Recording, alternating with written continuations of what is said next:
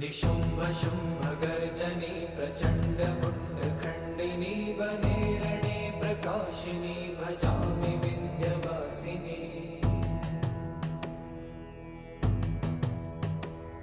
त्रिशूलमुण्डधारिणी धराविघातहारिणी गृहे गृहे निवासिनी भजामि विन्ध्यवासिनी। दरिद्र दुःखहारिणी सदा